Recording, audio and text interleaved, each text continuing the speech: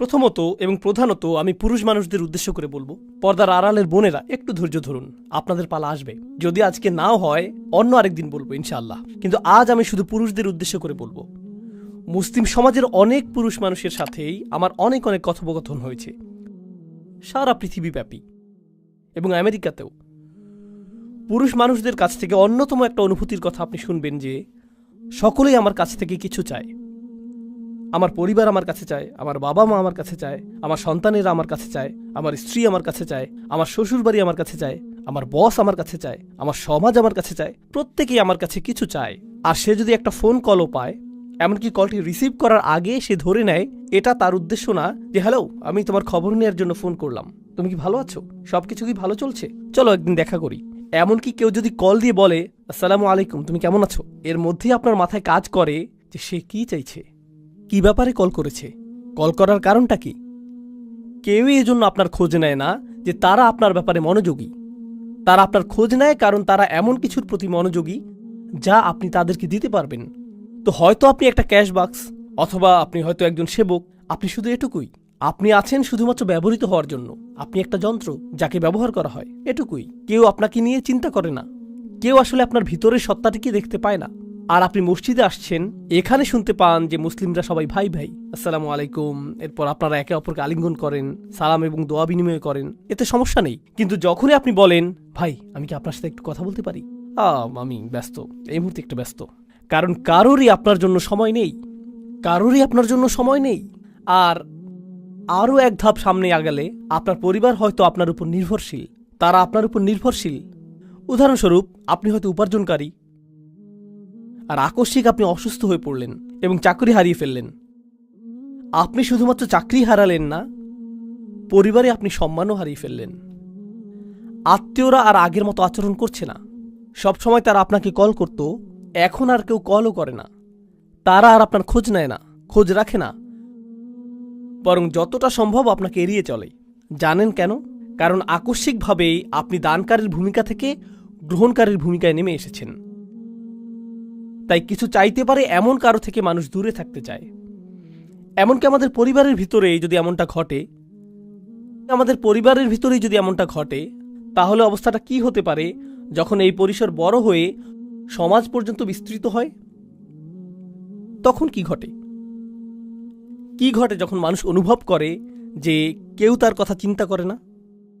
আর আমরা এখানে একটা ভিন্ন ধরনের সমাজে বসবাস করছি।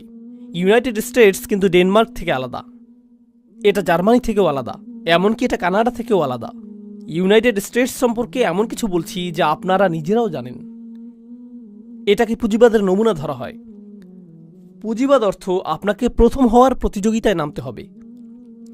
কেউ আপনার জন্য চিন্তা করবে না, আপনার নিজের চিন্তা নিজেকেই করতে হবে। কেউ আপনার জন্য এগিয়ে আসবে না।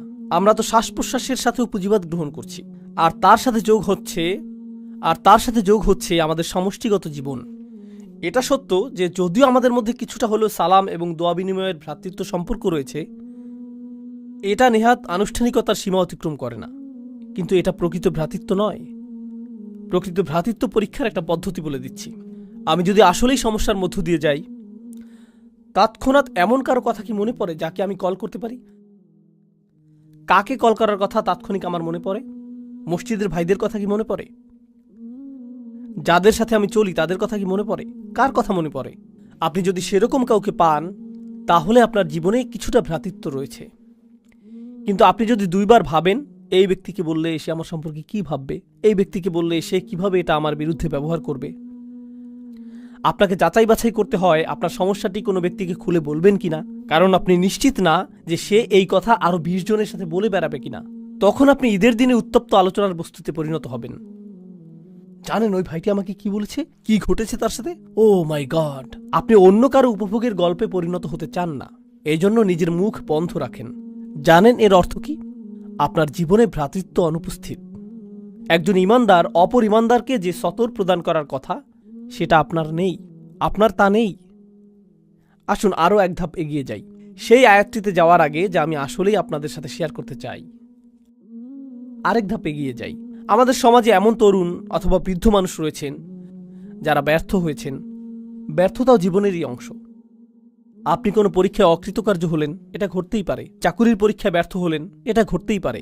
আপনি ধর্ম পালনে ব্যর্থ হতে পারেন। কোনো তরুণ হতাশার শিকার হয়ে মদ্যপান শুরু করতে পারে, এটা ঘটতে পারে।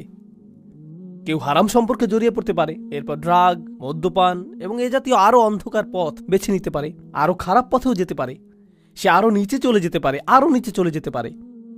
আপনি যদি আপনার শিশু সন্তানটিকে নিয়ে হাঁটেন আর শিশুটি পড়ে যায়, তখন আপনি কি করেন? আপনি তাকে তুলে নেন, তাকে মুছে দিবেন। যদি সে আঘাত পায়, সেখানে ব্যান্ডেজ লাগিয়ে দিবেন, অ্যান্টিসেপটিক লাগিয়ে দিবেন, তাকে সেরে ওঠার সুযোগ দিবেন যাতে সে সুস্থ হয়ে ওঠে। আমাদের সমাজে কি ঘটে, কি হয় যখন আমাদের পরিসরে কেউ নিচে পড়ে যায়? ও মাই গড, আস্তাগফিরুল্লাহ। এই যুগের তরুণদেরকে দেখো, জানো কি দেখলাম?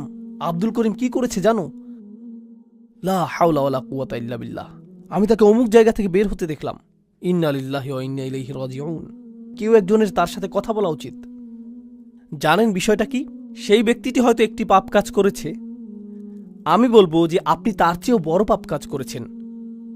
সেটা যদি আল্লাহর বিরুদ্ধে করা অপরাধ হয়ে থাকে, আপনিও তো নিজের মুখ ব্যবহার করে অন্য মানুষের সামনে অপর এক ভাইয়ের মর্যাদা নষ্ট করেছেন। আর আস্তাগফিরুল্লাহ বলছেন যেন আপনি প্রকৃতই তার ভালো চাইছেন। কারণ আপনি যদি প্রকৃতই ভালো চাইতেন, প্রথমত আপনার মুখ বন্ধ থাকত, আর একমাত্র তখন এটা খুলতো যখন আপনি তার কাছে গিয়ে তাকে জড়িয়ে ধরে বলতেন, যদি কখনো প্রয়োজন হয় আপনার কথা শোনার জন্য আমি সদা প্রস্তুত, আর আমি মারা গেলেও আপনার এই গোপনীয়তা প্রকাশ করব না। সেটাই হতো ভ্রাতৃত্ব সুলভ আচরণ। এখন যা করছেন তা ভ্রাতৃত্ব নয়। আমি আমাদের তরুণদের নিয়ে উদ্বিগ্ন। এটা ভ্রাতৃত্ব না। আমি জানি না এটা কি, তবে কমপক্ষে এটা যে অগোচরে আক্রমণ সেটা তো বলাই যায়। কিন্তু এই বাস্তবতাটি আমি আমার জন্য সৃষ্টি করেছি। তারপর আমরা এই কথা বলার ধৃষ্টতা দেখাই যে উম্মাহ কেন ঐক্যবদ্ধ নয়? কোটি কোটি মানুষ রয়েছে।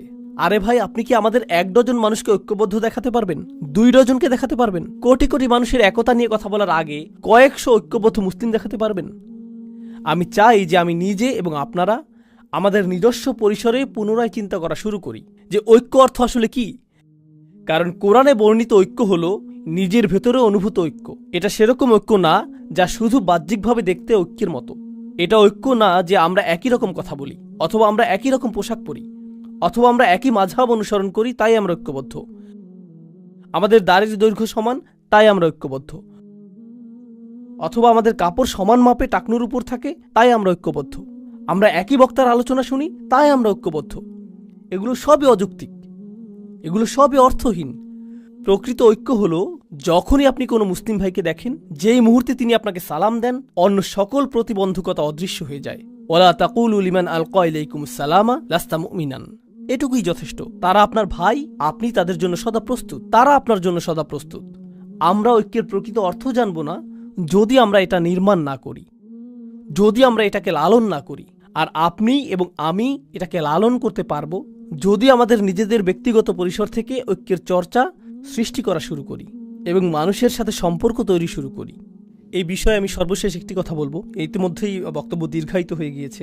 সর্বশেষ যে কথাটি বলবো তা হলো, আমি 18-19 বছর বয়স থেকেই মুসলিমদের মাঝে কাজ করছি। খুতবা, দার্স এবং সক্রিয় কার্যক্রমগুলোতে যুক্ত ছিলাম। এটা প্রায় 25-26 বছর আগের কথা। আমি এই কার্যক্রমে দীর্ঘ সময় ধরে সংযুক্ত। আমি অনেক হালাকায় যোগ দিয়েছি, অনেক ইমামের সাথে ঘুরে বেরিয়েছি এবং যারা ইসলামী সম্মেলনের আয়োজন করে এই মানুষদের পরিসরে যুক্ত ছিলাম। আর এই পরিসরে আপনি বন্ধুত্ব তৈরি করেন, তাদের সাথে আপনি কথা বলেন ইসলাম নিয়ে, আপনি কথা বলেন উম্মার সমস্যা নিয়ে, আপনি অমুক আয়াত নিয়ে কথা বলেন, আপনি অমুক হাদিস নিয়ে কথা বলেন, আপনি ইতিহাস নিয়ে কথা বলেন। জানেন, এই 25 বছর যাবৎ আমার পরিসরের মধ্যে একটা জিনিস রয়েছে যা নিয়ে কেউ কথা বলেনি, আর আমিও এটা নিয়ে কারোর সাথে কথা বলিনি। আর তা হলো তাদের ব্যক্তিগত জীবনে তারা কি কি সমস্যার মধ্য দিয়ে যাচ্ছেন। আমার পরিসরের মধ্যে এমন মানুষ ছিলেন যারা সকল ধরনের সমস্যার সাথে লড়াই করে যাচ্ছিলেন। বিষণ্ণতা, দুশ্চিন্তা, এমনকি কখনো কখনো আত্মহত্যার চিন্তা, বিবাহ বিচ্ছেদের কষ্ট, সন্তান লালন পালন, ভিসা বাতিল হওয়া, সব ধরনের সমস্যা ঘটে যাচ্ছে। আপনার জানার বাইরে থেকে যাচ্ছে, কারণ তারা এটা জানে যে এসব বিষয়ে কথা বলার জায়গা এটা না। তাদের মনোযোগের কেন্দ্রবিন্দু হলো শুধু হালাকা। তাদের মনোযোগ হলো তুমি কি এই প্রোগ্রামটা করতে পারবে, এটাই তাদের মনোযোগের বিষয়, এটুকুই। আর তুলনা করার জন্য আমি খ্রিস্টানদের একটা গির্জায় গিয়েছিলাম, শুধু দেখার জন্য যে তারা কি করে। এক বুধবার রাতে গিয়েছিলাম, এখানকার স্থানীয় একটা গির্জা। তারা গোল হয়ে বসে, প্রথমে 5-7 মিনিট তারা গান গায় এবং এই জাতীয় কিছু কাজ করে। এরপর 1 ঘন্টা অতিবাহিত করে। জানেন সেই 1 ঘন্টায় তারা কি করে? সেখানকার পাদ্রী একজনকে বললেন, এই তোমার নাম কি? আমার নাম ফ্রাঙ্ক। তোমার নিজের সম্পর্কে কিছুটা বলো ফ্রাঙ্ক। এটা তোমার এমন কি কোনো বিষয় আছে যার জন্য আমরা সবাই প্রার্থনা করতে পারি?